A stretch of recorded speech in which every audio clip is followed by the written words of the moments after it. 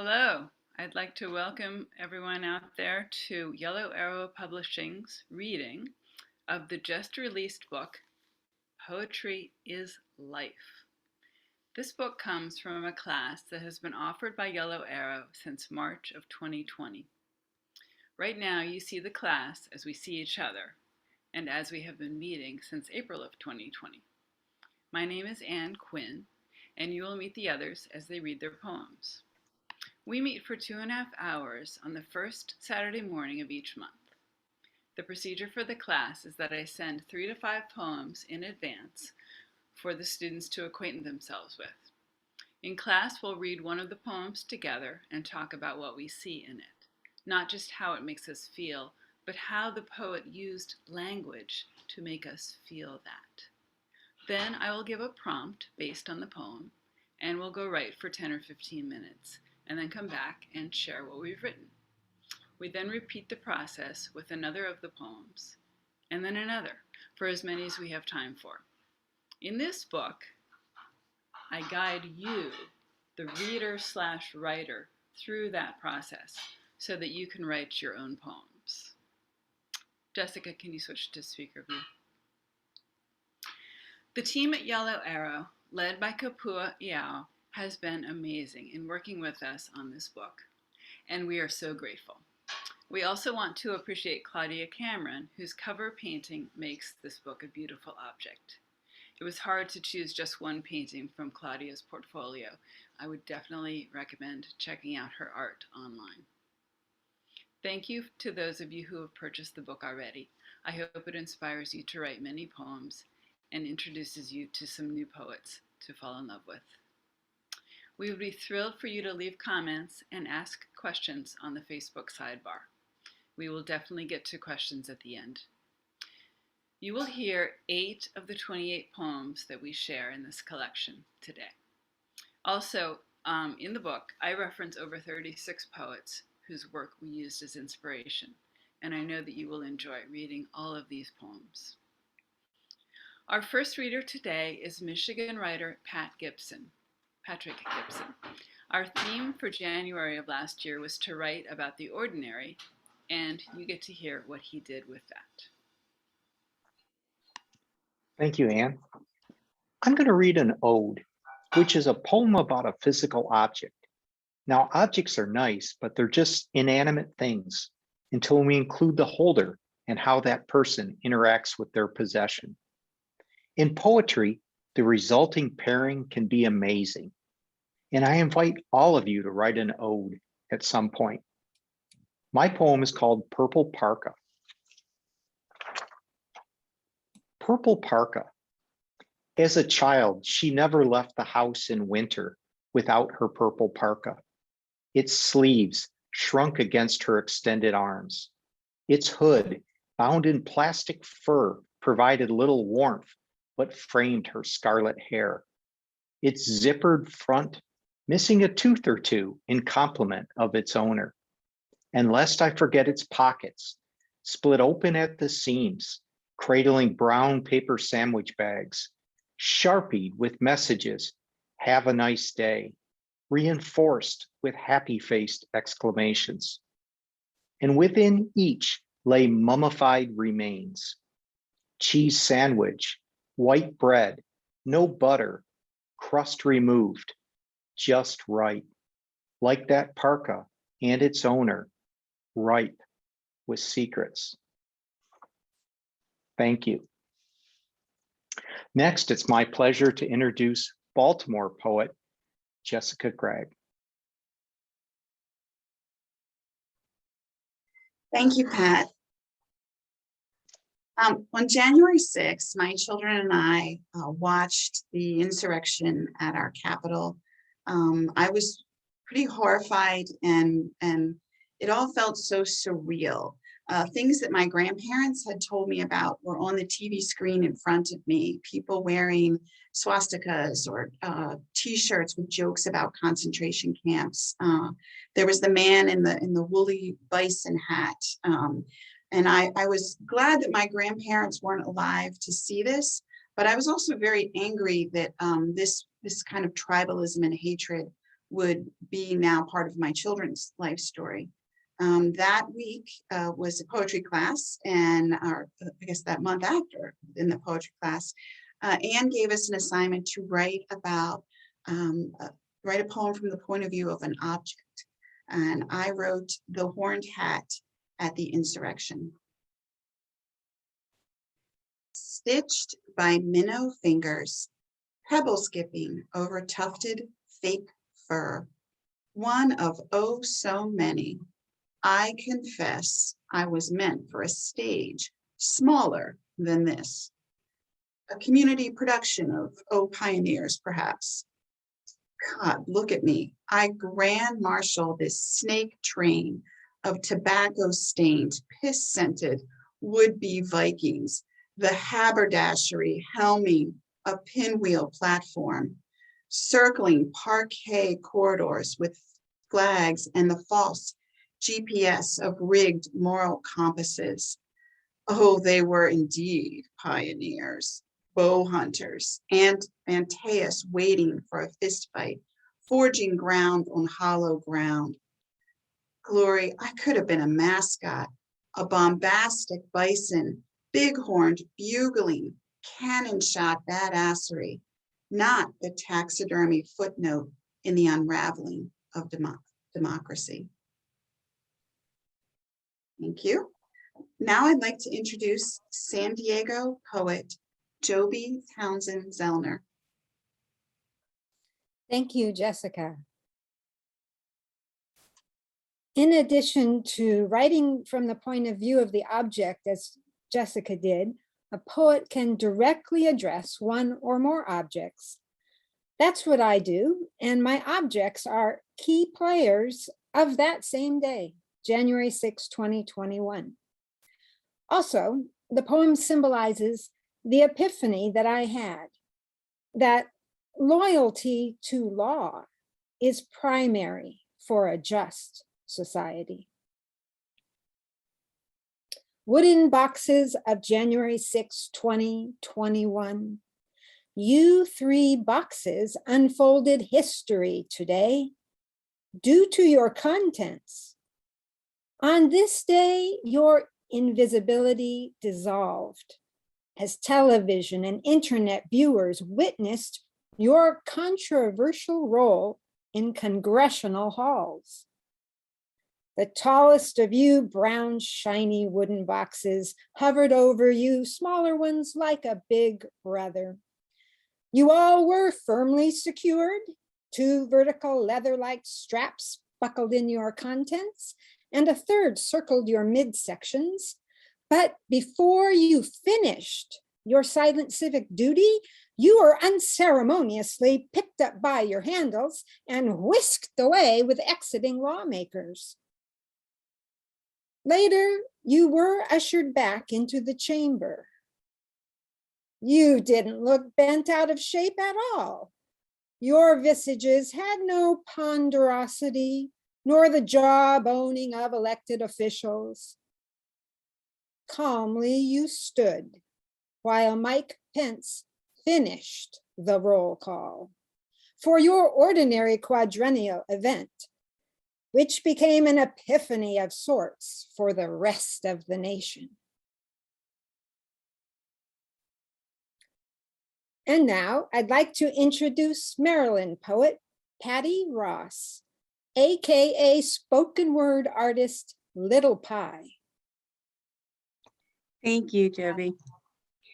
So my poem is about, as an African American, my lineage is limited as we go back. So I picked the country that I would want to be from, and that was in West Africa, from Senegal. I looked at my grandmother and she looked Senegalese to me. My poem is about passing traditions and how food and recipes can be a family heirloom. This is titled My West African Grandmother. I hope to go to Senegal to see Lac Rosa, a pink piscine of salt, sun-beaten and gummy. I linger shoreside and watch my guide Ahmed rubs shea butter over his full body, gliding into the sticky mare, that everyday work of the poor, soul catchers. I am reminded how Mama sifted boiled dough into a small pot of butter in preparation for the salty bean broth. I should go to Goree Island, visit the Maison d'Enclaves, and see the white sand beaches, the palm trees contrasting the echoes of screams from a door swinging solely one way. I must go to Barkney and watch Mother Fatou smoke the fish in small concrete tombs filled with fire and ash. Daily the air heavy and grave on her lungs. They are replacing the tombs now, furnaces, modern, not aged. No smoke, no ash, no tamur malan. Will the thubandine taste the same? Jollof rice and fish with no tang of smoke? I want to meet my grandmother, who is aged and dying, her salty bean broth, the smell of smoked fish, a family heirloom. I hope to go to Senegal. And next, I would like to introduce Baltimore poet and editor Linda Francis. Thank you, Patti. Well, continuing the theme of mothers and grandmothers, which we talked about and worked with in May, my own mother, I wrote a poem about my mother, and my own mother is a gifted sewer. She stitched and altered and repaired many of our clothes, if not most, if not all. She seemed always to have a project going on somewhere, Christmas decorations or dish towels that you could hang from a cabinet. Her work is everywhere in our lives as well as others, through her work on charitable projects like hats for women with breast cancer or blankets for children who need them. So I always had an awe for her ability to create, and so well with such precision. It was like magic that anybody could make so many beautiful things. This poem brings me a little bit closer to that mystery. Patterns. Fat quarters and scraps of cotton, calico, batik, plaids, vibrant florals arranged in stacks by shade fill my mother's sewing room to the ceiling. And pinned along the wall, squares and flowers in the making, patterns and sketches, spools of thread placed neatly on pegs, hopeful elements of future quilts. Although she tried, I learned no skill at sewing one side and knowing then how it will look when turned back out, how dangerous the bias, easily misjudged. It's hard to sew and even stitch, even by machine, then rip it out, bunched and wrong. But far away, I join her in that room when I poem as she quilts. Select from a world of words, just a few, place, replace, and rearrange to some effect, our work not done until we say. Thank you. And now it is my pleasure to introduce Baltimore poet Nikita Rimal Sharma. Thank you so much, Linda. And just like Patti and Linda, I wrote a poem to cover the same theme, mothers. It is a short reflection on how I see my mother and what she's made out of herself and her struggles. The poem is titled, "The Most Beautiful Garden." My ta dresses up every day in the brightest shade of yellow and red. "You're dressed like a garden," I say. And a garden she is. Perhaps a bed of lotus with muddy foundations of patriarchy. Or maybe she's morphed into a fragrant bush of roses, enamored by beauty, guarded by thorns. Thank you so much. And thank you for listening. I would like to pass our virtual stage to our wonderful North Carolina poet, Julia Prentice. Thank you so much, Nikita.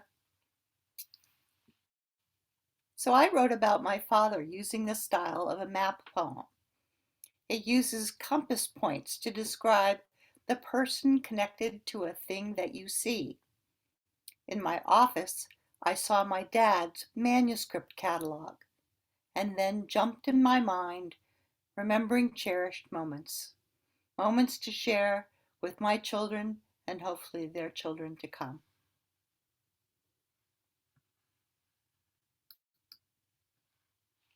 Illuminated manuscript. In the north, a compass points to time long past, while turntable scratches out beloved opera. Catalogs with illuminated letters stand open. Warm golds, gilt, silver, carmine, and royal.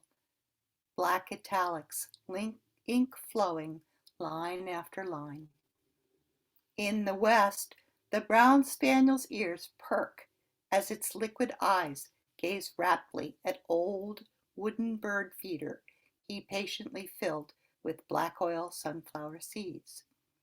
See the cardinal, preening its feathers and chirping, ignoring his red sweater while he putters. Moving south, see his apple-tinted tool chest, sharp and dangerous tools, soldering iron, and bandsaw that winds, grating ears, and sometimes his black fur hat still hangs on hat rack, coat draped casually on cozy wicker chair. In the east, sun breaks over red brick house, white trim, and neat green boxwood hedges, except where he forgot to clip.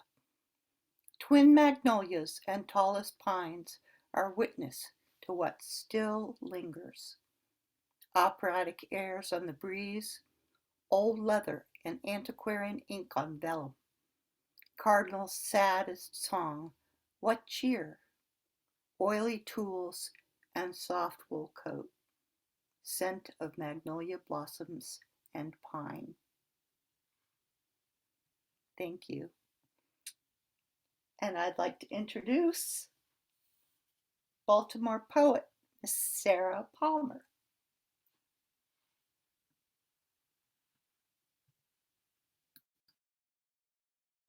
Unmute, Sarah. Sorry about that.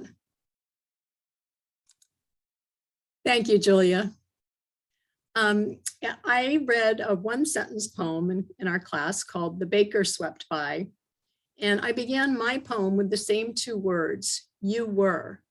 And then I dove into a delicious memory sparked by the shiny bicycle on which the baker makes his appearance in Hirsch's poem. The one-sentence format helped me convey a sense of momentum in my poem about an ordinary but wonderful rite of passage. The poem is called "Leaving." You were just beginning to ride the used blue bicycle Daddy bought you, used like his cars, clunkers he called them, because why spend money on a bike you'd outgrow in a year? And the day Daddy let you take off the training wheels and ride down the driveway with his hands on the seat behind you as he jogged to keep up, you were just beginning to think about the benefits of breaking free and where you would go, when without warning, he let go of the seat and you sailed down the drive and onto the sidewalk, and you no longer cared that the bike wasn't new or that it was blue like a boy's, or even where this wild ride would take you, because you knew this was just the beginning of freedom, of leaving home on your own steam. Thank you, Sarah. Thank you. And thank you, everyone. I was following along in my book and enjoying, I've of course read these poems many times, but still enjoy them. So at this point, we'd like to see if anyone has any questions, and we would love to answer.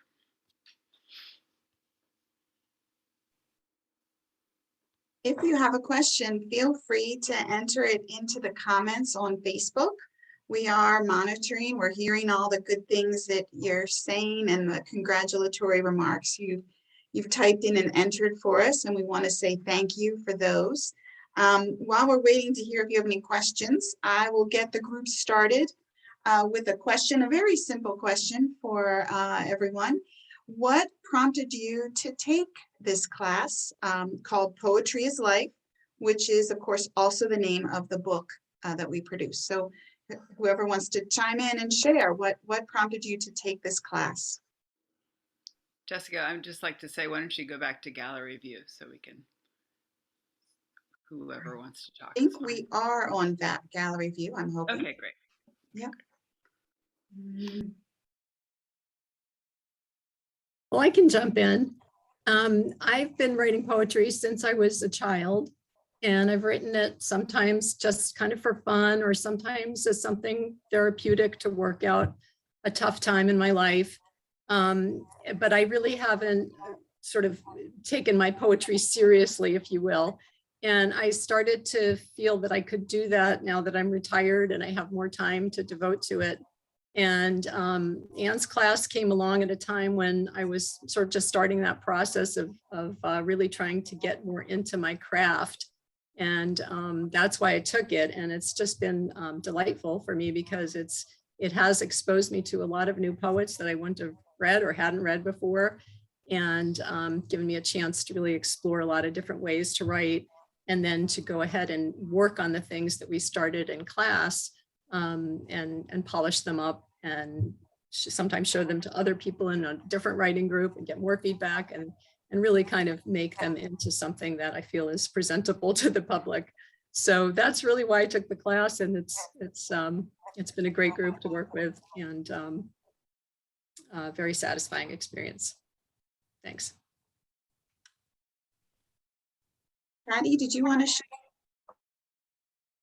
I was just going to say that the reason I decided to take the class is, and I know Ann's heard the story probably a zillion times, and you guys have too, but Michael Collier is a favorite poet of mine, and I'm sure of many, an author. And Ann and he were at a conference, and Ann read from her book, and I just fell in love with her poetry there. And so once I read her poetry, I wanted to take the class, and I tell you, it couldn't have been a better experience for me as a new, in a lot of ways, I feel like I'm an emerging poet, right? So it was great to just have this, wealth of poets and depth of knowledge among this group. So that was a really plus and pleasant surprise in taking this.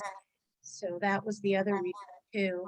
And I know Ann taught a number of classes all over, and so I was thrilled that it was with Yellow Arrow too. So.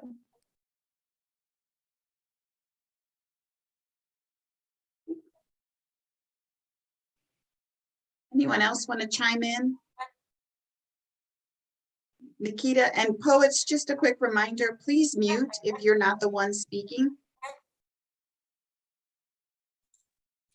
Yeah, so for me, I'd always loved writing. Writing has always been a big part, but I had never written a poem before I joined this class. I was trying to delve into it, had read a few poems by Mary Oliver, but that was about it. And the class, getting to hear about everyone reflecting on the poems, reading, has given me a new life and a new way to play with words and my emotions, and that has been really good. Yeah, just wanted to share that. Thank you. We have a question from Facebook for those who want to answer. How do the poets decide on the topics for the individual poems that they write? How did you choose the topics of the poems? Well, for me, it, for me, you know, to sort of follow on to the question before about why I went into the class, poetry is life. And so I was very busy for most of the year doing other things besides writing poetry, and sometimes writing some poetry. But coming back to the class, and part of the reason why I signed up for it over and over and over was because there would be a space created for me to explore whatever was going on in my life through the prompts that Ann created and the samples. And so, you know, I wrote a lot of different things throughout the year, but they were all, you know, I might not have written them the same way or processed my life in the same way without the prompt from Ann. And so there's but where topics come from are generally from one's life or interest. And certainly that's the case for me. And sometimes it was just what the heck I had on my mind that one morning. So it can come from any place pretty much. And that's the beauty of it, actually, because you read other people's poems and you hear them and it's like, oh, that could be a poem too. Pretty much everything you look at can be the source of a poem. So it can be overwhelming.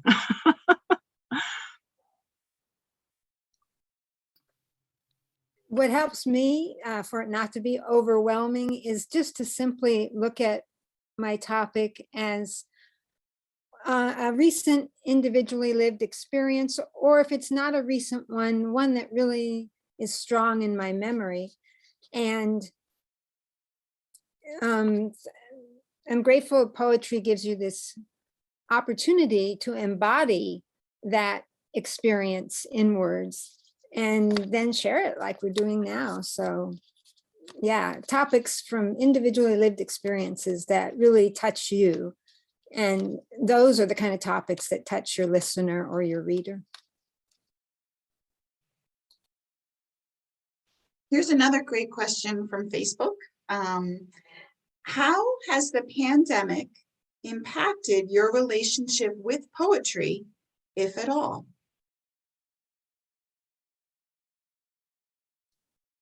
Do you mind if I continue?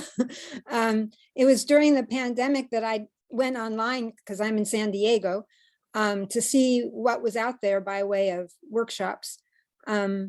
So in a sense, the pandemic kind of forced me to make my circle of sharing poetry wider. And Yellow Arrow Publishing supports writers who identify as women, so I appreciated that. So it was a blessing in disguise, the pandemic, for me and my poetry writing. And I've addressed many more topics, more broad topics, through being in Ann's class. I wouldn't have thought to write a poem about January 6, 2021, for example, if someone hadn't said, if Ann hadn't given us that opportunity to address an object. And that was happening in our country at the time. And I actually had to go online to see what those boxes looked like, because I had never seen them. Thank you. Julia, you want to answer, and then Nikita? Sure. Can you repeat the question, please? How has the pandemic affected your relationship with poetry, if at all? Oh, definitely deepened it.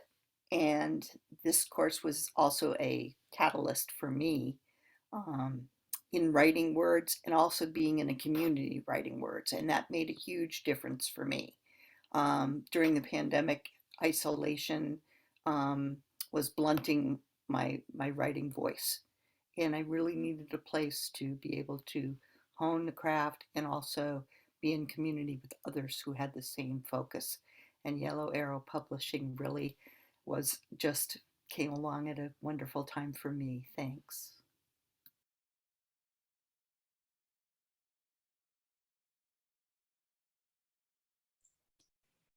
Yeah, so I'm gonna echo what Julia said too. It's definitely deepened my relationship with poetry. And also towards the beginning of the pandemic, we were at home with a lot more time than we have ever.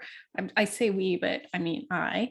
And it gave me a chance to sit and reflect my feelings at a much deeper level. And I feel like that is what helped me form my emotions into words, and it's also helped me with my healing. And yeah, I think that's what I wanted to share. Thank you. Sarah, you want to chime in? Yeah, so I think, as a couple of people have said, I feel like I've had a little bit more time in my life to be home and to be writing, but also reading probably more poetry than I had read before, and feeling like a real need to be centered.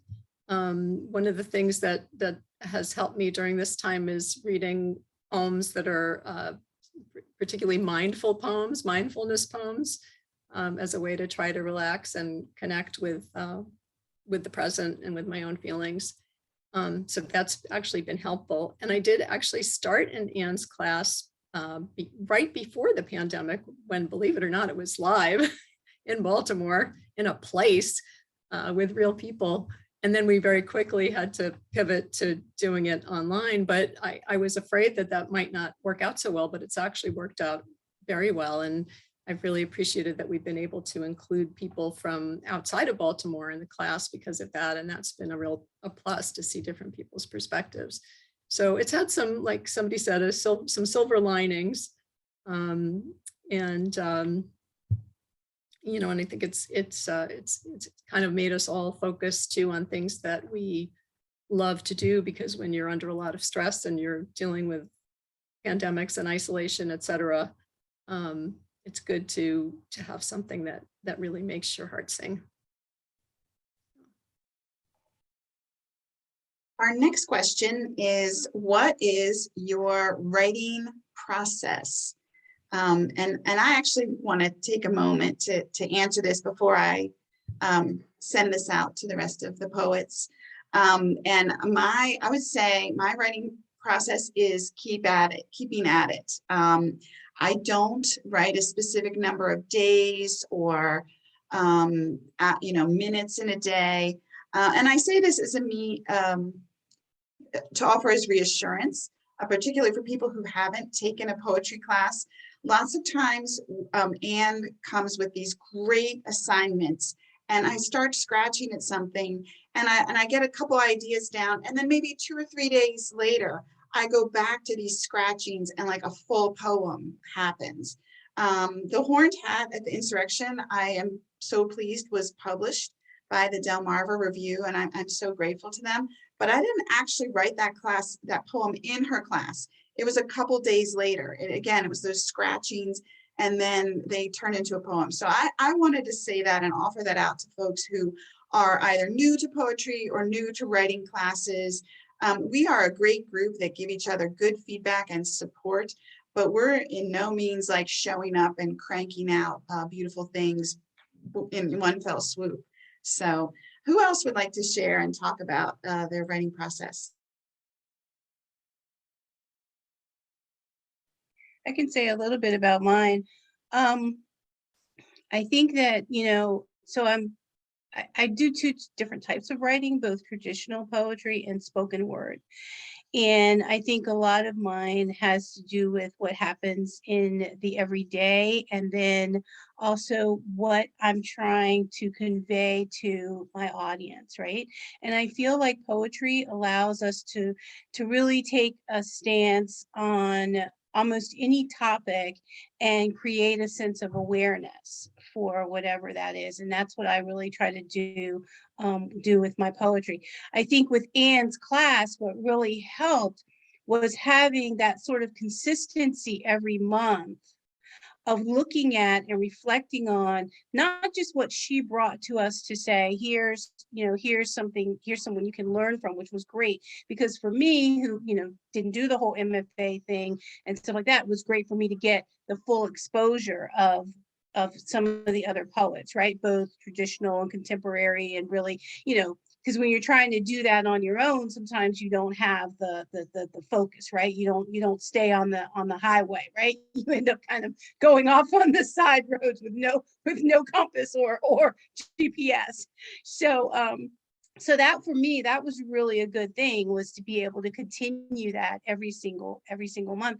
And then it also got me into the habit of looking and deciphering, looking at other people's writing and thinking about how I wanted to form my writing and what I wanted to do with it.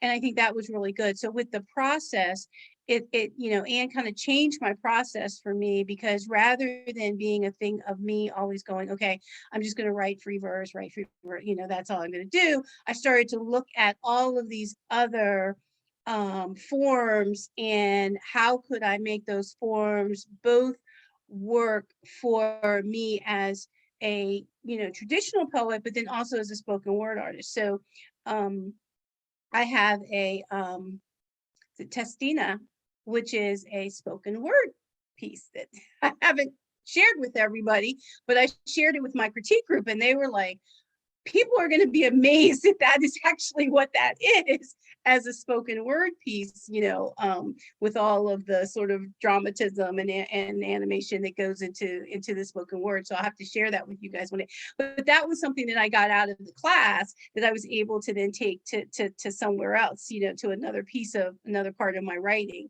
So I was thankful for that. And I think, you know, that's sort of my way of how I do the whole craft thing. It's like, you know, in some ways, you know, mining the trail mix bag.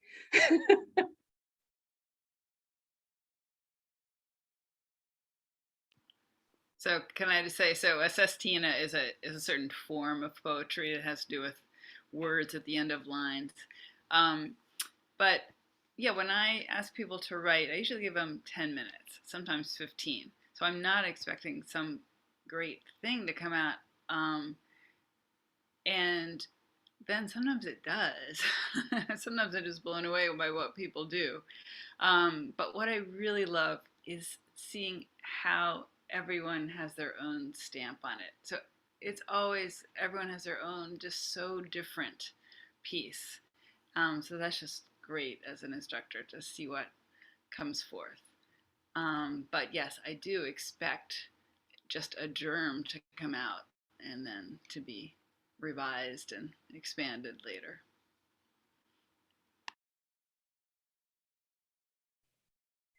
We have two really specific questions that have come in. I think the first one, Anne, you might be the one to answer. And the second question is for you, Patti, so stand by. The first question is from someone who has a draft of a book of poems, which is awesome. Kudos to you. That's quite an accomplishment. And they want to know what the next steps are. And I think, I don't know that, Anne, you would probably know better than me, but I definitely think you can also reach out to Yellow Arrow through our website, and folks would have that advice. But Anne, do you have any thoughts on that? Well, I don't know what stage the draft is in.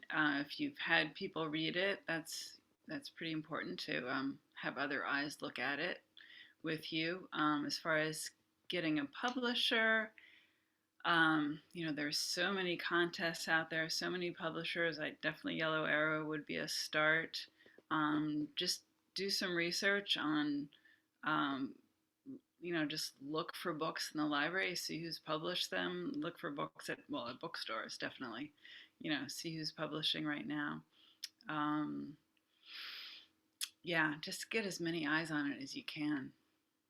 And sometimes it's a long process, sometimes it's a short process, and I wish you the best. Thanks, Anne. Patti, there's a specific question for you. When you write poems that are spoken word versus something that will go in the book, like Poetry is Life, how is your process different, or is it different? Do you approach spoken word versus a print poem in the same way? So no, I don't approach them in the same way. I drive my critique group crazy because they always know when I have a spoken piece.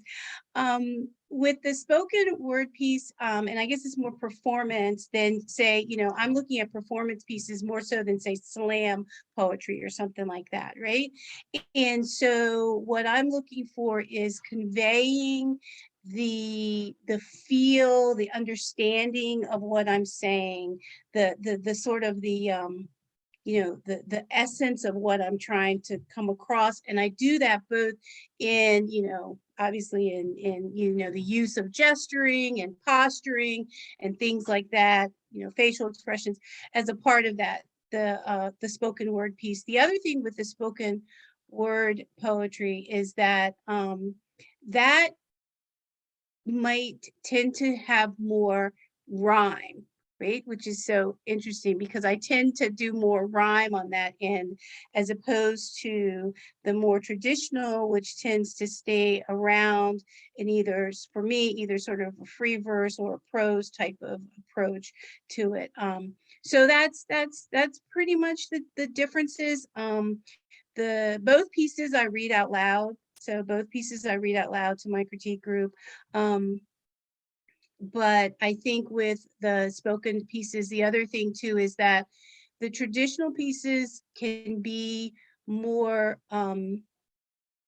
inner reflective and emotional and have a more inner depth and emotion to them, as opposed to the spoken pieces can be the piece more of awareness and trying to create some type of dialogue with my audience, or in terms of whatever the issue is that I'm trying to convey, right? And trying to establish some type of dialogue with them. So that's kind of the difference.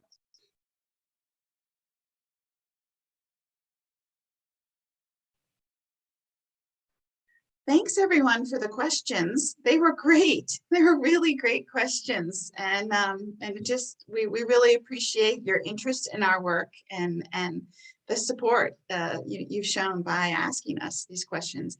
And I'm going to turn it over to you for any final words.